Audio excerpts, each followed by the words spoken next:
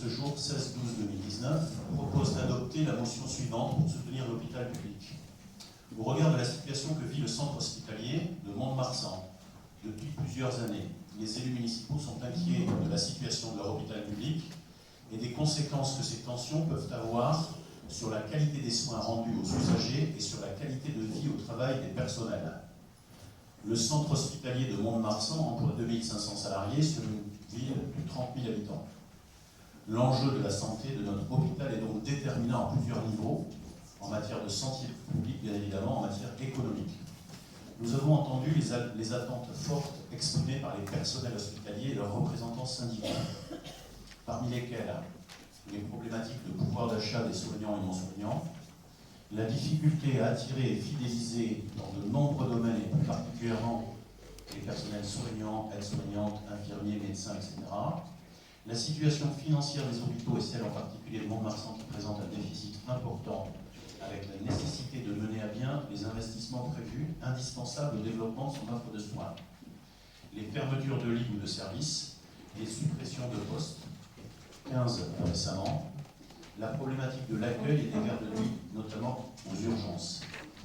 Nous sommes attentifs à l'évolution de l'absentéisme, particulièrement marqué chez les aides-soignants, du taux de contractuels, de l'attribution délocalisée et concertée des primes récemment annoncées par le gouvernement et de la capacité d'investir pour moderniser l'hôpital.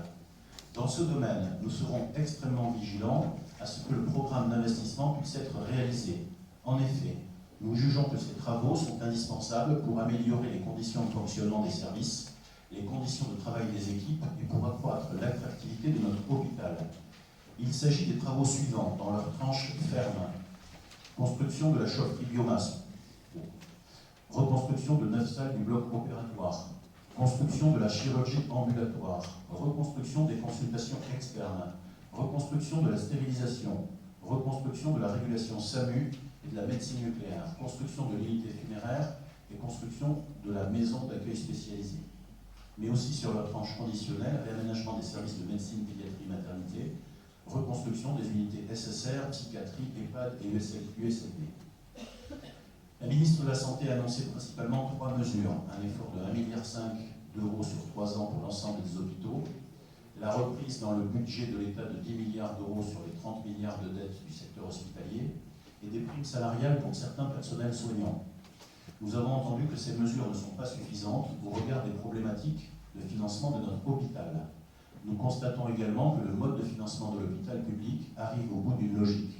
Le financement exclusif à l'activité génère une course rémunératrice au détriment d'activités moins rentables et souvent délaissées. Cela crée des concurrences inadaptées entre les établissements.